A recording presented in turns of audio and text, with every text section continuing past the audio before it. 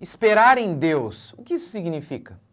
Esperar em Deus é não buscar solução para a nossa alma, para os nossos problemas no homem, e sim esperar em Deus. Bom dia, graça e paz do nosso Senhor Jesus Cristo. Salmo 62. Somente em Deus a minha alma descansa, dele vem a minha salvação.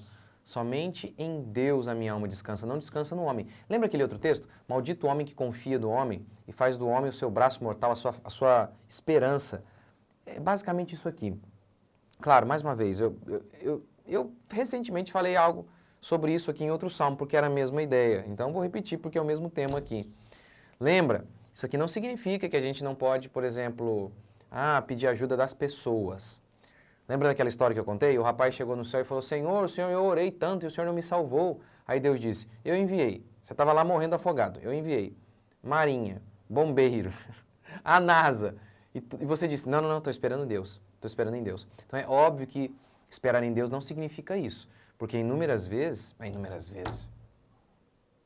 Deus sempre usa os homens para nos ajudar. Paulo, por exemplo, ele fala, tragam-me Jesus conhecido como justo, ele é meu lenitivo. Lenitivo é calmante. Paulo está dizendo que aquele homem era usado por Deus para trazer calma a Paulo. Então, não é isso que quer dizer de forma alguma. Como eu falei da outra vez, é buscar alternativas que brotam do homem, mas são alternativas que são anticristãs. Lembra lá da Torre de Babel? A Torre de Babel era o homem dizendo, vamos chegar até o céu. Nós vamos construir o nosso caminho até o céu. As religiões, as filosofias significam isso. É o homem tentando, por si só, obter vitória, tentando, por meio de suas ideias malucas, chegar até Deus e conquistar alguma coisa. Então, é isso. A gente não tem que buscar no mundo as alternativas, a solução para as nossas vidas. E isso é tão difícil porque as igrejas modernas, isso não é apenas algo de hoje, sempre foi assim. A igreja, ela, inúmeras vezes, ela já incorporou algumas coisas que são humanas, que são do homem. E os crentes nem sabem, acham totalmente normal. Alguns exemplos. Esses dias eu vi uma mulher dizendo, olha, como fazer com que os jovens prestem atenção no culto? Aí ela fez uma dancinha, você acredita? No culto, fez uma dancinha lá para entreter os jovens. E aí garanto que... E aí geralmente é o seguinte, faz isso e aí a pregação é só aquelas bobeiras, aquela coisa bem rasa. E não tem nada de Cristo ali. Tá vendo? É só estratégia humana para tentar prender as pessoas. E prende mesmo. Aí a pessoa fala, nossa, essa igreja eu gosto. Mas não tem nada de Cristo ali, de igreja de verdade. Então, isso vale para a igreja, isso vale para o nosso dia a dia. Conceitos anticristãos que inúmeras vezes nós assimilamos, conceitos que têm origem no homem e não em Deus, não na palavra, que nós assimilamos e ao invés então de buscar o recurso em Deus, buscamos no homem. Que, por exemplo, o que eu tenho falado muito aqui, né? Os conceitos anticristãos da psicologia, para solucionar os nossos problemas. Ao invés de esperar em Deus para resolver os nossos problemas emocionais dos nossos filhos, buscamos no homem, na psicologia. Um exemplo. Hoje quase todo mundo é descrito como alguém que tem transtorno. É óbvio que existem transtornos. E, como disse o psiquiatra Thomas Szasz, onde houver uma anormalidade física, aí então há um transtorno, uma doença, enfim, como você quiser chamar. Mas se não há doença. Não há. Mas aí hoje, como disse o psiquiatra Allen Francis, que ele dirigiu o DSM-4, criticando o DSM-5. O DSM é a bíblia da psiquiatria. É lá que eles têm a base para definir o que é doença, o que não é, o que é transtorno. E aí esse psiquiatra disse, olha, transformamos problemas cotidianos em transtornos mentais. E isso muitos crentes têm flertado com isso, em buscar essa alternativa. E aí, parece que resolve até às vezes o problema. Vou dar um exemplo. Hoje, síndrome do pânico. A pessoa tem síndrome do pânico. Ou seja, ela fica apavorada e um medo que parece irracional. Eles dizem, isso é uma questão, é um transtorno, ela não tem culpa. Olha, vamos estabelecer que, na maioria dos casos, o que acontece é o seguinte. A pessoa, ela enfrenta um medo ela passa por uma situação de muito medo e ela não sabe lidar com isso. E aí isso pode crescer, crescer, crescer, crescer. Isso é só uma explicação. Crescer, crescer, crescer, e aí se torna um medo irracional. Vamos dar um exemplo. Eu aquaplanei um dia, dirigindo meu carro, aquaplanei quando você passa o carro com o seu carro numa poça d'água e o carro perde a direção. A partir dali, eu comecei a ficar apavorado toda vez que eu entrava na Dutra, né, a rodovia que tem aqui que liga São Paulo e Rio de Janeiro. Eu entrava ali na estrada, o coração dava uma disparada. Mas o que eu fiz? E quando chovia então, porque foi num período de chuva, né, que eu aquaplanei, a gente quase morreu. O que eu fiz? Eu falei, eu vou vencer isso em Cristo. O Senhor vai me dar força. E eu vou superar isso, porque tudo bem, eu sou mais cuidadoso hoje, mas ser cuidadoso não podia me impedir de viajar, não vou viajar mais. Né? Não podia. Mas se eu deixasse que aquele medo crescesse, isso poderia acontecer. Isso poderia acontecer. Mas é o que eu fiz. O Senhor é meu Deus, o Senhor é minha força. O Senhor é a minha alegria. Só que inúmeras vezes as pessoas, elas teriam oportunidade de vencer as suas limitações, tanto seus problemas emocionais quanto seus filhos, em Cristo Jesus. Se esperassem em Deus, se buscassem em Deus. Mas elas têm preferido não esperar em Deus. E acreditar em inúmeras ideias mentirosas que ouvem por aí. Que parecem até uma solução. Falar, agora eu estou em paz. Porque agora eu descobri que eu tenho um transtorno. E repetindo, onde existem o cérebro sendo algo físico, ele pode ficar doente, isso é fato. Existem, mas são poucos. A maioria dos casos aí é como disse o psiquiatra Alan Francis. Estamos transformando problemas comportamentais em doença. Isso parece muito bom na hora, mas isso limita a vida. Tem um amigo querido aqui, eu esqueci o nome dele, me acompanha muito, ele é um psicanalista.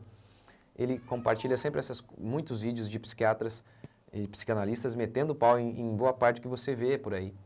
Esses absurdos de patologizar tudo, chamar tudo de doença. Ele compartilhou de uma psiquiatra um dia, psiquiatra ou psicanalista, não lembro. Como que se empobrece a vida ao chamar a tristeza de doença, né, de depressão, de doença. Porque empobrece-se demais a vida e como se empobrece a vida ao tentar sedar as pessoas o tempo todo. Porque uma parte elementar da vida é o sofrimento e enfrentar o sofrimento. E como que os homens de Deus eles fizeram diante do sofrimento? Eles o enfrentaram em Cristo Jesus, esperando em Cristo Jesus. Mas como que os homens têm feito hoje? Eles não têm esperado em Cristo Jesus solução para uma tristeza profunda, para uma angústia muito profunda. Eles têm buscado em outros caminhos e têm se tornado escravos. Escravos às vezes de um remédio, de um doutor, ficam a vida inteira ali, nunca melhoram. Então, esses são alguns exemplos aqui do quanto que a gente precisa aprender a não buscar o refúgio nas alternativas dos homens. Eu estou citando aqui alguns exemplos. O que mais vocês podiam me ajudar aí? Exemplos de como que a igreja, inúmeras vezes, a igreja, eu falo, né, os cristãos, inúmeras vezes, eles pegam, ao invés de esperar em Deus, eles vão lá fora buscar o recurso para suas vidas. Vai um outro exemplo, que eu lembrei aqui agora. A questão financeira. Eu fiz uma série aqui sobre dinheiro. Fiz uma série para que a gente tenha uma perspectiva cristã sobre o dinheiro. Inúmeras vezes, para enfrentar a pobreza e a dificuldade financeira, muitas pessoas têm ido buscar conselhos de homens pagãos. Eu não me importo em relação a aprender coisas como mexer na bolsa de valores, mas não é isso. Como fabricar casa, Não.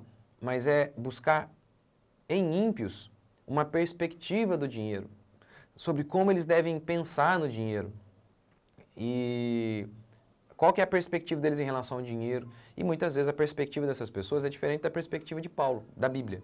Paulo diz, aquele que deseja ficar rico peca. De maneira alguma os cristãos, nós protestantes, nós cristãos temos uma perspectiva negativa em relação ao dinheiro. Pelo contrário, temos uma perspectiva muito positiva. O dinheiro é uma bênção. Deus usa inúmeras vezes o dinheiro para nos abençoar e para resolver inúmeros problemas. A matéria foi criada por Deus. Nós não temos uma perspectiva negativa em relação ao dinheiro. Mas, assim como não temos uma perspectiva negativa em relação às pessoas. Deus criou as pessoas, não é? A sua esposa, por exemplo. Você tem uma perspectiva negativa em relação à sua esposa, seus filhos? Não. Mas eles são a razão da sua vida? Não. Então, é basicamente isso que Paulo está dizendo aqui. Aquele que deseja ficar rico. É aquele que coloca como alvo existencial o dinheiro. E sonha com isso. Não é pecado ter dinheiro, mas ter isso como alvo de vida, isso é medíocre, isso é pagão. Mas inúmeros coaches têm como premissa básica isso aí. o desejo de ficar rico, sonhe em ser rico. Inúmeros livros aí, Pai Rico, Pai Pobre, O Segredo da Mente Milionária, abordam essa questão. E não é assim que nós cristãos vemos. Hoje mesmo eu vi um cara falando sobre venda. Aí fez aquele bate-bola com a... Lembra? Como é aquela mulher que namorava com o Reinaldo Giannichini? Maria Gabriela, né? Jogo rápido. Ela falava uma palavra, o cara responde. Aí tudo que ela falava, ele venda. Vender muito. Vender mais para meus clientes. E vender, e vender, e vender. Talvez ele até tenha uma motivação boa, mas o nosso objetivo maior não é vender por vender. A gente quer servir as pessoas por meio do nosso trabalho. É por isso, por exemplo, que inúmeros trabalhos eu já rejeitei, por acreditar que não era uma coisa boa. Dinheiro assim, fácil mesmo, é muito fácil. Inúmeras propostas, divulga isso aqui para mim, eu te pago R$1.000. Eu falei, puxa, eu não acredito nisso aqui, como que eu vou divulgar lá? Não dá, para mim não dá. Então o objetivo não é só vender, ganhar dinheiro, é servir as pessoas por meio do nosso trabalho. Então essa é uma perspectiva cristã, mas a perspectiva de muitos coaches não é. Até daqueles que se dizem coaches cristãos. Não é uma perspectiva cristã. Então, inúmeras vezes as pessoas estão buscando lá nesses homens a solução para os seus problemas e nós não devemos esperar em Deus. Eu sei, esse tema é muito mais abrangente do que isso, eu estou falando aqui apenas em 15 minutos e é um tema até complexo para se falar, mas aqui a gente tem algumas pílulas disso. Olha, o que você precisa para o seu casamento, na criação dos seus filhos, para lidar com a sua alma, está em Cristo. Está na palavra de Deus. E que inúmeras vezes também, muitas igrejas não pregam a palavra de Deus. E aí fica, obviamente, a pessoa sente que está faltando alguma coisa. Mas se é uma igreja que prega a genuína palavra de Deus, você vai ter tudo o que você precisa para ter uma vida plena. Então, esperar em Deus, como eu falei ontem, é submissão. Mas em segundo, é não buscar no homem a solução para os seus problemas. Buscar no homem no sentido de buscar alternativas mundanas, pagãs, que não são as alternativas bíblicas. Lembra que a Bíblia fala do mundo? Não ame o mundo? O mundo não é o lugar físico, é esse sistema de pensamento que é contrário a Deus. E Jesus disse, quem não é por mim é contra mim. Não há em cima do muro, tá? Quem não é por mim é contra mim. Quem não é por mim é contra mim. Mesmo que não diga, é contra Deus. Então você tem que se lembrar sempre disso. No coração de um homem ímpio, há sempre um coração rebelde contra Deus, como Paulo diz em Romanos 5. Então, sobre seu casamento, a palavra de Deus tem o que você precisa. Né? A sexualidade, eu vou lançar uma série sobre sexualidade. Você não precisa dessas... não, mas aquela fulana lá é a neurocientista que falou que estudos dizem que a gente tem que se masturbar, enfim. Não, você não precisa. Você precisa da palavra de Deus. Nessa minha série sobre sexualidade, eu vou falar sobre tudo. Tudo mesmo, sobre sexo. Tudo que eu me lembrar, eu vou falar. Tudo mesmo. O que é permitido dentro do casamento ou não, como vencer as tentações sexuais, a questão da sexualidade na vida do solteiro, na vida do casado, o que pode, o que não pode, enfim. Enfim, vou tentar falar da maneira mais completa que eu conseguir. Você vai ver, você tem aqui a palavra de Deus. O que você precisa está aqui. Está aqui, tudo está aqui. É Deus dizendo, gente, para nós aqui. Aqui é Deus, é o próprio Senhor, não é o homem. Vamos orar? Obrigado, Senhor, por mais um dia. Bendizemos o Teu santo nome. Agradecemos ao Senhor por tudo que o Senhor tem feito e ainda vai fazer. Que a Tua graça se renove sobre nós, que a Tua mão, o Teu cuidado esteja conosco mais uma vez e que possamos ser cheios da Tua santa e bendita palavra a cada dia mais, em o nome de Jesus. Amém, gente? E lembrando, minha viagem, a caravana para o Egito deste ano já se encerrou. Não tem mais vaga.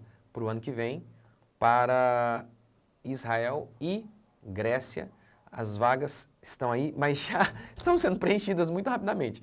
Então, tente fechar o mais rápido possível. Deus abençoe. O telefone da Fernanda está aqui, tá bom? Na descrição aí.